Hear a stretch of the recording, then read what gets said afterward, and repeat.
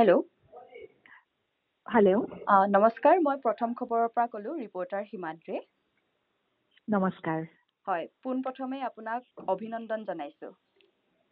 Thank U, ধন্যবাদ। হয়, যিহেতু ৭১ সংখ্যক ৰাষ্ট্ৰীয় চলচ্চিত্ৰ বঁটাৰ ঘোষণা কৰা হ'ল, সেই চলচ্চিত্ৰ বঁটাৰ আপুনি অকাহিনী চৰিত্ৰ শিতানত শ্ৰেষ্ঠ নৱাগত পৰিচালকৰ ৰাষ্ট্ৰীয় চলচ্চিত্ৰ বঁটা লাভ কৰিছে। আৰু মিজো ভাষাৰ এখন তথ্যচিত্ৰৰ বাবে এই বঁটা আপুনি লাভ কৰিবলৈ সক্ষম হৈছে। আৰু এটা কথা ক'ব লাগিব, ই এক বিৰল প্ৰাপ্তি, নহয় জানো? যিহেতু এই প্ৰাপ্তিক লৈ আপুনি পোনপ্ৰথমে কি ক'ব? খুবেই ভাল লাগিছে, কি ক'ম আৰু মানে কৃতজ্ঞতা অনুভৱ কৰিছোঁ সকলোলৈকে যিসকলে ভাবিলে, জুৰি আৰু ইনফৰমেশ্যন এণ্ড ব্ৰডকাষ্ট মিনিষ্ট্ৰী যিসকলে ভাবিলে যে মই এই এৱাৰ্ডটোৰ কাৰণে উপযুক্ত।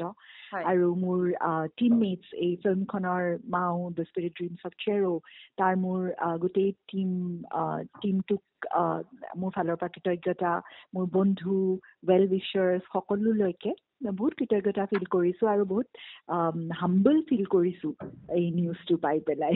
হয়, আৰু এই খবৰটো পাই অসমবাসীৰ বাবেও এই খবৰটো ভাল খবৰ আচলতে, আৰু গৌৰৱৰ খবৰ। আপুনি অসমবাসীক এই মুহূৰ্তত কি ক'ব?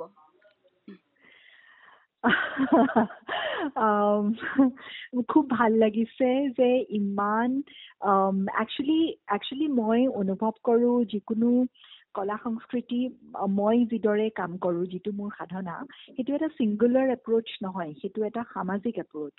আৰু স্পেচিফিকেলি চিনেমা বা নাটক বা আমাৰ এইখিনি মাধ্যম, সেইটো আমাৰ এটা কমিউনিটি লেভেল কাম হয়। চ' সেইটো মানে কামটো কমিউনিটিক লৈ পেলাইহে, সমাজখনক লৈ পেলাইহে কৰিব পাৰোঁ। আৰু উইনটো অকল ময়েই নহয়, এই এৱাৰ্ডটো এটা ৰেকগনিশ্যন এই গোটেই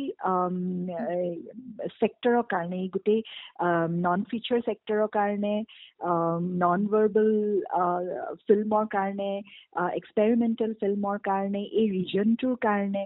চ' যিসকলে মোক তেওঁলোকৰ আশীৰ্বাদ পঠাইছে সকলোলৈকে মই ধন্যবাদ জনাইছোঁ। আৰু মই এইটোৱে ক'ম যে মই উৎসাহিত অনুভৱ কৰিছোঁ আৰু মই আৰু ভাল কাম কৰিবলৈ চেষ্টা কৰিম। হয়, আৰু এই তথ্যচিত্ৰখন আচলতে আপোনাৰ কিমান সংখ্যক? প্ৰথম নে আৰু ইয়াৰ পূৰ্বেও আপুনি কিছু কাম কৰিছে? এইখনেই মোৰ প্ৰথম। মই কেমেৰাৰ লগত খেলি থকা কিছুদিন হ'ল, কিছু মানে পৰীক্ষামূলকভাৱে চিনেমেটিক ৰেপ্ৰেজেণ্টেশ্যনছ বুলি ক'ব পাৰি। সেইখিনিৰ ওপৰত মই একচুৱেলি পাৰফৰ্মিং আৰ্টছৰ বেকগ্ৰাউণ্ডৰ মানুহ, চ' তাৰ লগত কৰিঅ'গ্ৰাফিক টুল হিচাপে মই যথেষ্ট কেমেৰাৰ লগত খেলোঁ। আৰু বহু বছৰৰ আগতে মই মোৰ এটা বিষয়ত মুক্তিযোদ্ধা, স্বাধীনতা সংগ্ৰামত, অসমৰ স্বাধীনতা সংগ্ৰামৰ কিছু মুক্তিযোদ্ধা, তাৰ ভিতৰতে মোৰ ককা দেৱেশ্বৰ দলৈ, তেওঁলোককে লৈ পেলাই মই কিছু শ্বুট কৰিছিলোঁ সৰু থাকোঁতে। চ' সেইখিনি কেমেৰাৰ লগত এটা সম্পৰ্ক আছে, কিন্তু এই ফিল্মখন মাওখনেই হৈছে মোৰ, যেতিয়া মই ফিল্ম মেকাৰ হিচাপে নিজকে পৰিচয় দিছোঁ, আৰু এইখনেই মোৰ ডেবিউ ফিল্ম। হয়, আৰু যিহেতু এই তথ্যচিত্ৰখন নিৰ্মাণ কৰিছে আপুনি, আৰু এই তথ্যচিত্ৰখনে যথেষ্ট সমাদৰো লাভ কৰিছে, তাৰ বাবে আপুনি এই যি বঁটা, যি সন্মান বা বিৰল প্ৰাপ্তি, এই প্ৰাপ্তি পাবলৈ সক্ষম হৈছে। এই তথ্যচিত্ৰখন নিৰ্মাণ কৰোঁতে আচলতে আপোনাৰ কেনেধৰণৰ, আপোনাৰ জাৰ্নিটোৰ বিষয়ে অলপ ক'বচোন। একচুৱেলি মোৰ গৱেষণামূলক বিষয় হৈছে মানুহ আৰু প্ৰকৃতিৰ সম্পৰ্ক। আৰু সেই সম্পৰ্ক লৈ পেলাই মই মোৰ গোটেই কেৰিয়াৰটোত কাম কৰি আহিছোঁ। আৰু এইবাৰৰ মোৰ বিষয় আছিলে বাঁহ আৰু মানুহৰ সম্পৰ্ক লৈ পেলাই। আৰু সেইটো গৱেষণাতে মই মিজোৰামৰ বেম্বু ডান্সৰ বিষয়ে কিছু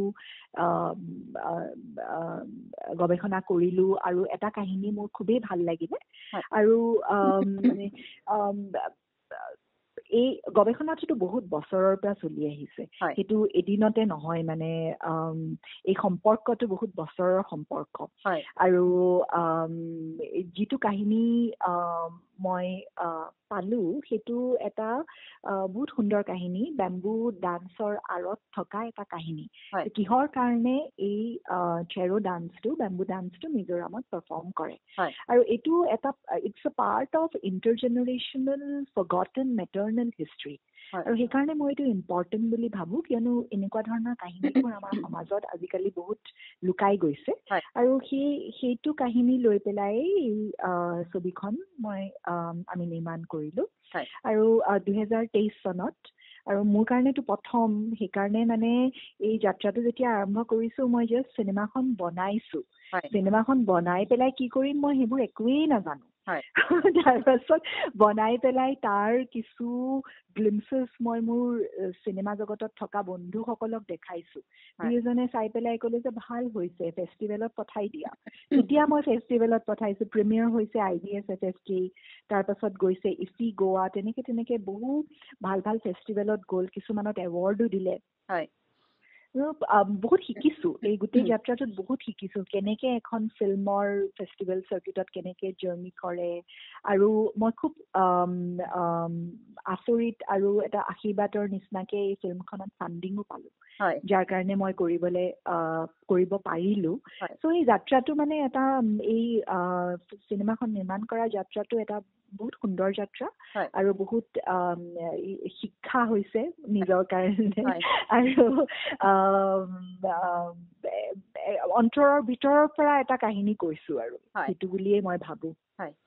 বৰ্তমান আপুনি ফিল্ম মেকিঙতে জড়িত নে অন্য কিবা ক্ষেত্ৰত আপুনি জড়িত হৈ আছে বৰ্তমান সময়ত? একচুৱেলি মই ট্ৰান্সডিচিপ্লিনাৰী ৱেত কাম কৰোঁ, মই নৃত্যৰ লগত কাম কৰোঁ, নাটকৰ লগত কাম কৰোঁ। শিক্ষা জগতত মই ভিজিটিং ফেকাল্টিজ, ইউনিভাৰ্চিটিজ লেভেলত কাম কৰোঁ, ৱৰ্কশ্বপছ দিওঁ, আৰু মই কিউৰেশ্যনৰো কিছু কাম কৰোঁ। মোৰ এটা অনুষ্ঠান আছে, ব্ৰহ্মপুত্ৰ কালচাৰেল ফাউণ্ডেশ্যন। 12 বছৰ হ'ল। আমাৰ কেইবাটাও কেন্দ্ৰ আছে, যোৰহাট, মাজুলী, গোলাঘাট, গুৱাহাটীতো মহাবাহু ব্ৰহ্মপুত্ৰ ৰিভাৰ হেৰিটেজ চেণ্টাৰত আমাৰ এটা লোকবাদ্যৰ সংগ্ৰহালয় কাম চলি আছে। চ' তেনেকে মই কেইবাটাও দিশত এটা মাল্টি ডিচিপ্লিনাৰী ৱেত মই কাম কৰোঁ, আৰু লিখোঁ, এখন কিতাপৰ লিখা কামো আৰম্ভ কৰিছোঁ। চ' সেই গোটেইখিনি কামৰেই মানে পাৰ্থক্য নহয় যে এইটো মাধ্যমত, নাচৰ মাধ্যম আৰু চিনেমাৰ মাধ্যম দুটা বেলেগ, সেইটো নহয়। চিনেমাটো মোৰ নাচ সোমাই আছে, নাচতো মোৰ চিনেমা সোমাই আছে, তেনেকুৱা ধৰণে মই কাম কৰোঁ। আৰু এটা কথা, আপুনি গুৱাহাটীলৈ কেতিয়া আহিব? গুৱাহাটীলৈ মানে কিবা কাম থাকিলেহে আহোঁ, কোনোবাই যদি মাতে বা কিবা কাম ওলায়। এনেইতো গুৱাহাটী ফুৰিবলৈ যোৱা নহয়।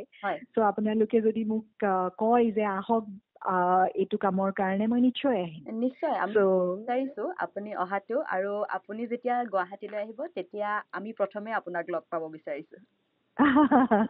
মই আহিবলৈ প্ৰস্তুত আছোঁ। আপোনালোকে কওক কেতিয়া আহিব লাগে, আহি যাম। ঠিক আছে। পুনৰবাৰ আপোনাক বহুত বহুত অভিনন্দন জনালোঁ। আগলৈও আপোনাৰ এনেধৰণৰ ছবিসমূহ আমি চাই থাকিবলৈ পাওঁ, বা লগতে আপোনাৰ এই যি গৱেষণাৰ জৰিয়তে আপুনি যিসমূহ বস্তু আচলতে উলিয়াই আনিছে অসমৰ ৰাইজৰ মাজলৈ, বা ৰাষ্ট্ৰীয় পৰ্যায়ত হওক বা আন্তঃৰাষ্ট্ৰীয় পৰ্যায়ত, এইখিনি আৰু আপুনি কাম কৰি আগুৱাই যাওক, আমি তাৰে কামনা কৰিছোঁ। বহুত ধন্যবাদ। ধন্যবাদ। আৰু উৎসাহিত অনুভৱ কৰিছোঁ, আৰু ভাল লাগিলে কথা পাতি। ধন্যবাদ।